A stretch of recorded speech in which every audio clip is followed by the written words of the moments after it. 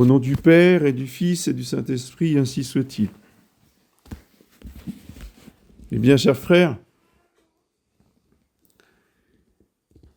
cette semaine pascale s'achève en ce dimanche dans cette méditation, cette contemplation de l'apparition de Jésus-Christ à ses apôtres. Et le thème, la leçon que notre Seigneur nous donne est une leçon de foi. Tous les textes, d'ailleurs, de cette messe nous parlent de cette foi en Jésus-Christ.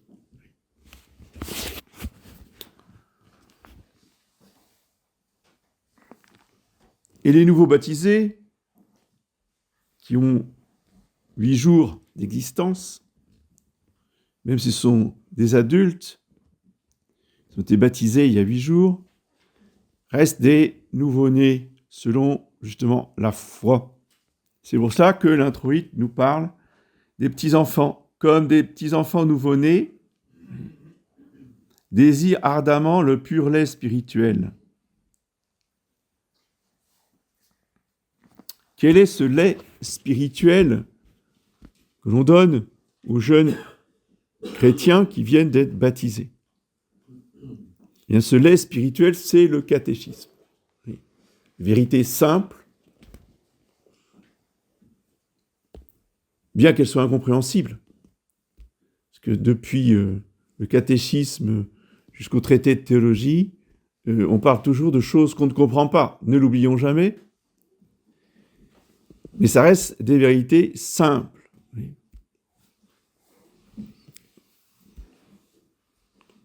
Avec des dessins tout simples. Je pense en particulier à la miche de pain, mais il n'y a pas que la miche de pain, où on va expliquer aux enfants que Dieu a créé le ciel, la terre, et tout ce qu'elle contient. Voilà. Des choses tout à fait basiques. Et on commence à connaître Dieu par ces livres pour enfants. Ça fait même beaucoup de bien aux parents de revenir à ces fondamentaux quand ils enseignent à leurs enfants. Chose simple. Le lait spirituel. Mais bien sûr, on ne va pas passer sa vie à boire du lait et des biberons, d'accord ? À un moment donné, il va falloir passer à de la nourriture solide.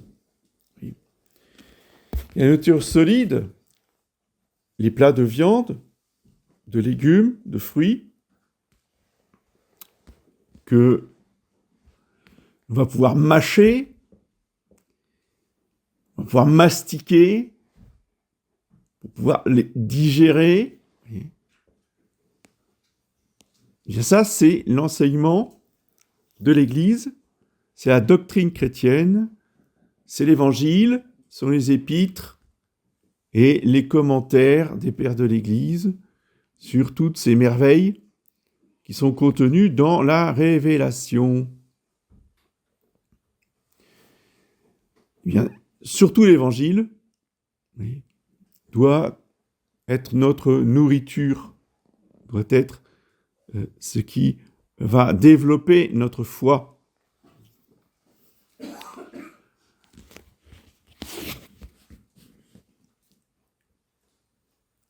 Cette nourriture, bon, j'ai fait la comparaison avec la nourriture solide pour les enfants, etc.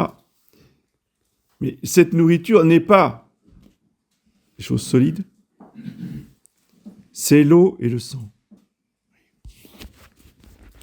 Cette épître de Saint Jean est mystérieuse, elle demande à être expliquée.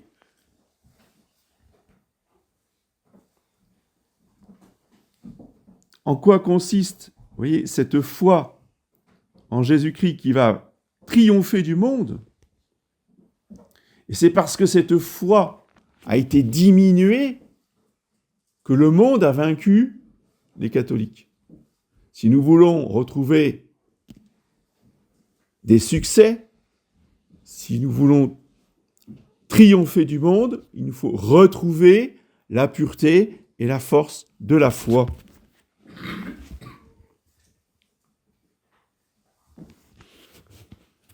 Et la foi, c'est la foi en Jésus-Christ, le Fils de Dieu, qui est venu avec l'eau et avec le sang.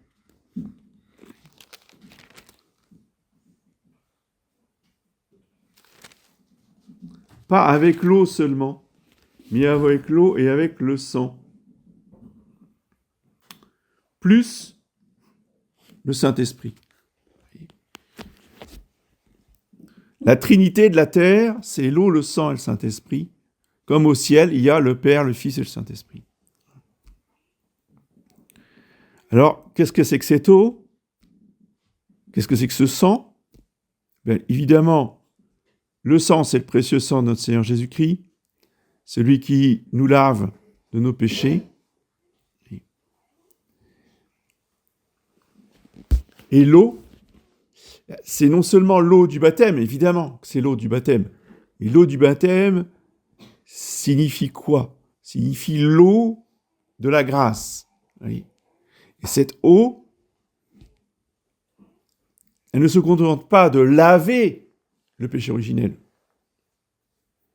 Cette eau, elle pénètre dans l'âme et elle nourrit l'âme. C'est tout le sens du dialogue de Jésus avec la Samaritaine au bord du puits de Jacob. Si tu connaissais le don de Dieu, c'est toi qui me demanderais à boire. Si vous connaissiez cette eau, vous demanderiez à en boire. Parce que celui qui boit de cette eau que je vais lui donner, dit Jésus, n'aura plus jamais soif. Il s'agit donc bien d'une eau spirituelle, pas d'une eau physique. Parce que l'eau physique, on doit toujours y revenir. La soif revient. Mais lorsque l'on boit l'eau de la grâce, de l'union à Dieu, nous n'avons plus jamais soif. Pourquoi? Quel est notre problème avec notre corps? C'est que l'eau est extérieure et nous l'éliminons. Donc, elle quitte notre corps. C'est pour ça qu'il faut la remplacer. Tandis qu'avec l'eau que nous donne le Seigneur Jésus, il n'y a pas d'élimination. Oui, il nous donne l'eau, et à partir du moment où il nous donne l'eau au baptême, il met dans l'âme une source. C'est-à-dire que la source de l'eau est dans notre âme. Et comme il n'y a pas besoin de l'éliminer, il n'y a plus de soif. Il n'y a plus besoin, oui, d'avoir un apport extérieur, puisque la source d'eau vive, nous dit Jésus, est au-dedans de nous. Une source d'eau vive qui jaillit jusque dans l'éternité. Simplement, à nous, vous voyez, d'en profiter, justement, de nous en nourrir. Et cela, ça ne se fait que dans la prière, dans la méditation, dans l'oraison, où l'on va, justement, s'abreuver à cette source interne de la grâce qui rejaillit dans la vie éternelle.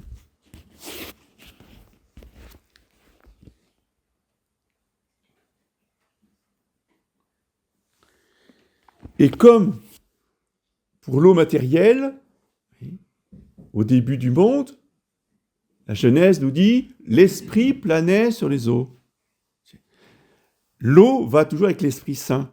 Et quand l'Esprit Saint n'est pas là, il y a nécessairement un autre esprit qui vient, c'est l'esprit du démon. D'où la présence des démons autour des fontaines. C'est pas pour rien. Ce ne sont pas des histoires pour enfants. Ce ne sont pas des légendes. Oui, la façon de le raconter, c'est une légende. Mais c'est une réalité concrète, historique.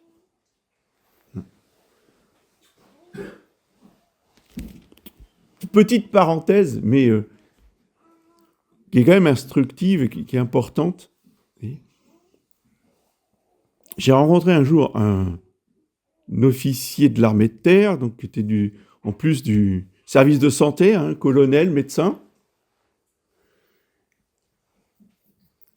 Bon, et qui savait que je dénonçais beaucoup la gnose, tous les ésotéristes chrétiens, etc. Et puis il est venu me trouver un jour. Il m'a dit, je veux vous donner ce témoignage parce que je pense que vous êtes capable de le comprendre.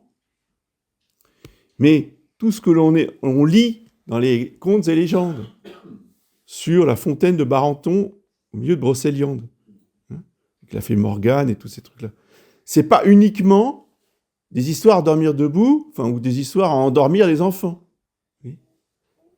Ce sont des réalités concrètes et que lui-même avait testées. Il dit, je le dis pour que personne ne m'imite et qu'on ne fasse pas la même chose que moi. Il s'est pointé à minuit à Fontaine de Barenton, il a commencé à réciter les formules, les formules magiques qu'il y a dans les contes et légendes. Et effectivement, il a eu des manifestations absolument épouvantables. Il est parti en courant. Il dit, j'ai jamais eu autant peur de ma vie. Donc, comprenons que soit on a l'Esprit Saint avec la Sainte Vierge, exemple à Lourdes, avec des sources d'eau miraculeuse. Vous avez les saints qui ont chassé les démons de certaines sources, ou bien qui ont fait jaillir miraculeusement une source d'eau. Et là, la source, elle est sous la protection d'un saint. Et en général, il y a même une statue au-dessus de la fontaine.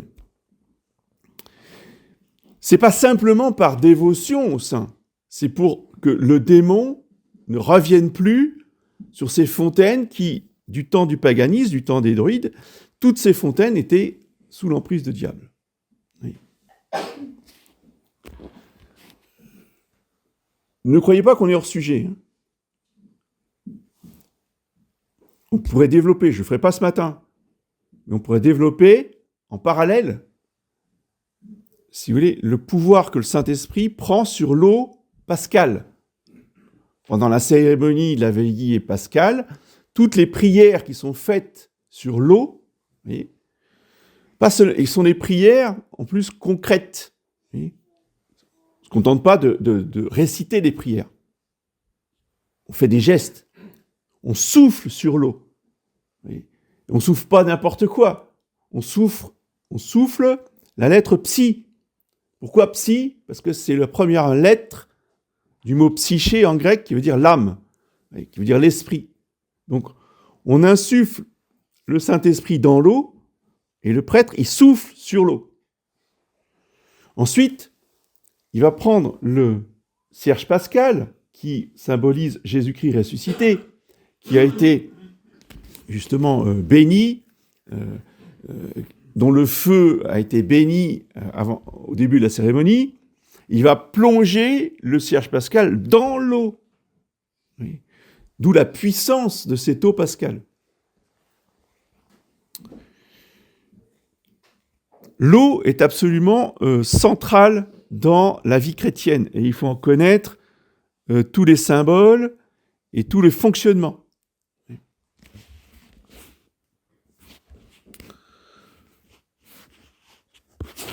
Vous avez deux eaux très puissantes dans la liturgie. Vous avez l'eau pascale qui est la plus puissante de toutes et une autre qui est extrêmement puissante, beaucoup plus que l'eau bénite ordinaire, qui est l'eau de la vigile de l'Épiphanie. Ces eaux-là sont des eaux de bénédiction qui nous apportent beaucoup, beaucoup de grâce.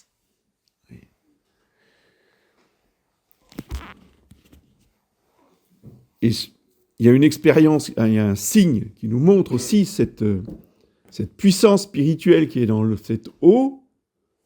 On retrouve exactement, on a les mêmes caractéristiques dans l'eau de Lourdes, c'est qu'elle ne se corrompt pas. Elle ne se corrompt pas du tout. Il n'y a aucune impureté qui a prise dans cette eau. J'ai des eaux comme ça qui ont été bénites en 2014, voire même avant. et qui reste à la lumière du jour, et il n'y a pas une impureté dedans. Même chose pour de l'eau de Lourdes. Et, j'ai une bouteille qui m'a été donnée par mes parents, de l'eau de Lourdes de 1926, je crois bien. Oui. Qui appartenait à ma grand-mère. Depuis 1926, dans cette bouteille, il n'y a pas une impureté dans l'eau. Ce qui n'est absolument pas normal. Ce qui est déjà un miracle en soi. Pour nous faire comprendre que cette eau, elle est tout à fait particulière, elle est tout à fait spéciale, qu'elle apporte avec elle tout un tas de grâces. Et ça reste que de l'eau extérieure. Et encore une fois, c'est pour nous encourager à nous abreuver à cette fontaine d'eau vive qui rejaillit la vie éternelle. Il doit nourrir notre foi, développer notre foi, faire grandir notre foi. Et notre foi en Jésus-Christ doit être concrète, même si nous ne l'avons pas vue. Et surtout, n'imitons pas saint Thomas. C'est pas parce que l'Évangile nous rapporte cette incrédulité de saint Thomas que dire moi je suis comme saint Thomas. Je ne crois que ce que je vois. Je suis comme saint Thomas.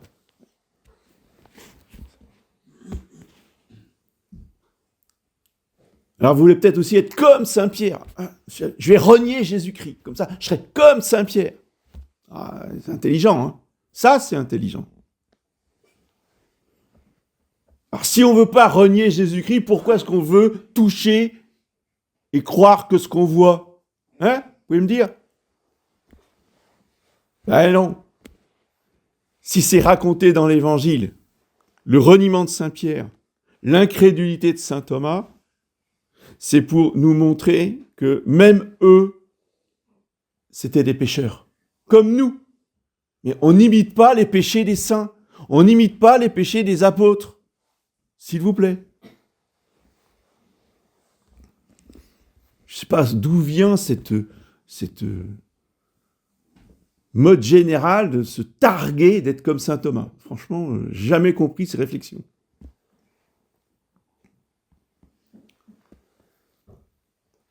L'important, c'est de comprendre, enfin disons, on ne peut pas comprendre, mais au moins de réaliser, d'accepter, d'adhérer à ce fait que Jésus-Christ est ressuscité avec son corps, pas un fantôme. Un fantôme, c'est un esprit. Donc vous pouvez essayer de toucher le fantôme, il n'y a rien. C'est une forme, où on voit quelque chose, et il n'y a rien. Là, Jésus-Christ, il est solide comme nous. Sauf que son corps solide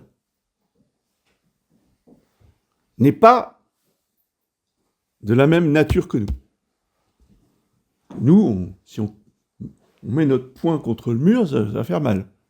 Alors que lui peut passer à travers le mur tout en ayant un corps solide.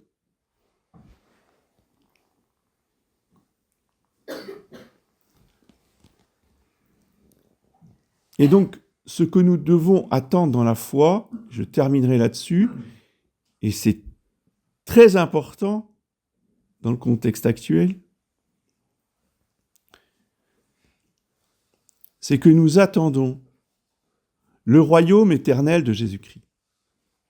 Nous attendons le royaume des cieux dans la Jérusalem céleste. C'est l'Apocalypse de Saint Jean. Jérusalem céleste qui descend du ciel. Cette Jérusalem céleste n'existe pas encore.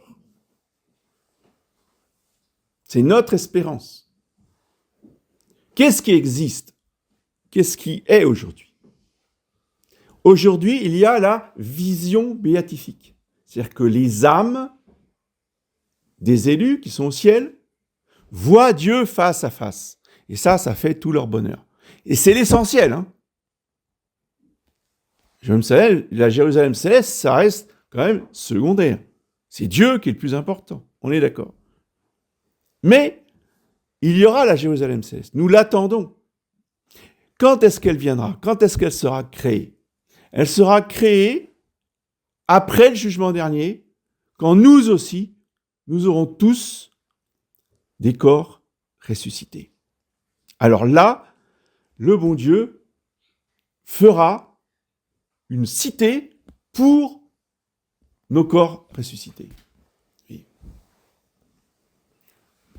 C'est ce que Saint Jean appelle des nouveaux cieux et une nouvelle terre. Donc il y aura une nouvelle terre, une nouvelle création qui passera par la destruction de celle-ci.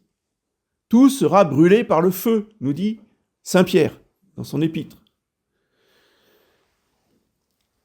Tout ce qui existe aujourd'hui, tout ce qui existera, tout ce qui sera construit pour Dieu, tout ce qui est matériel, y compris les églises, ça reste des réalités mortelles, destructibles, corruptibles.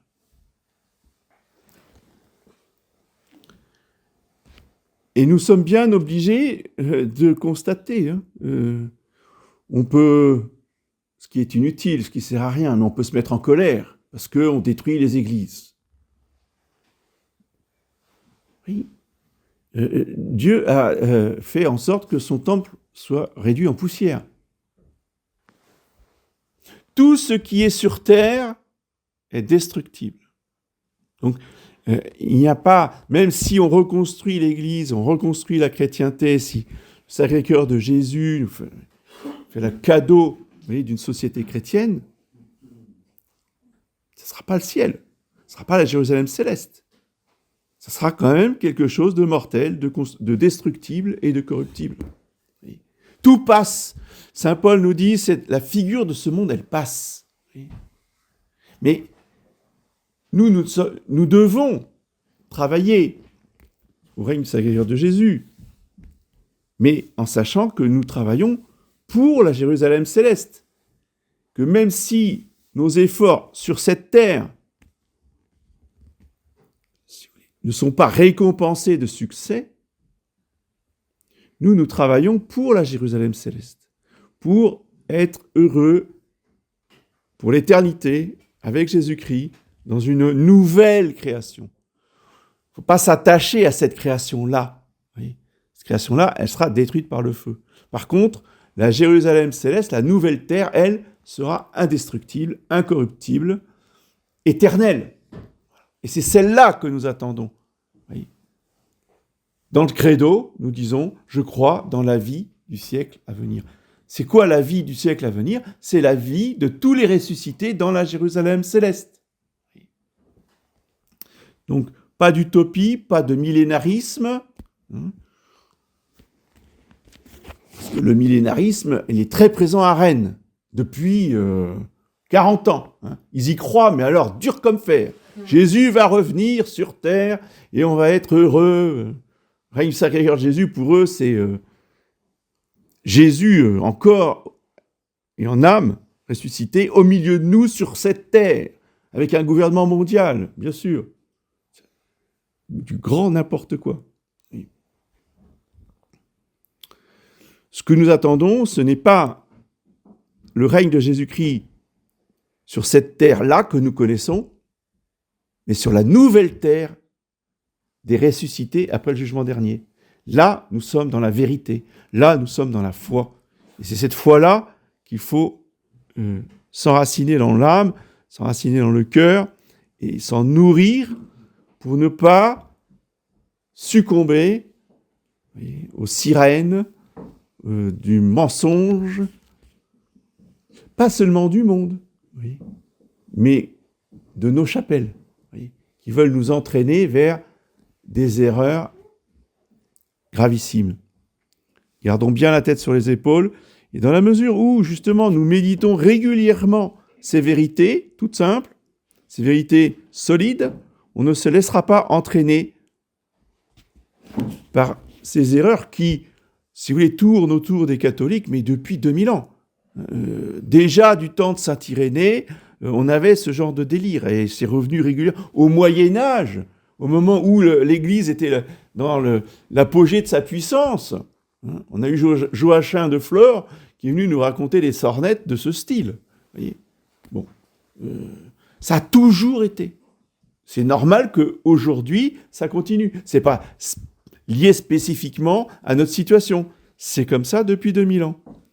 C'est pour éprouver la foi des fidèles qui, justement, savent s'enraciner dans l'amour de Jésus-Christ et ne pas partir dans des rêveries plus ou moins pieuses, mais fausses. Au nom du Père et du Fils.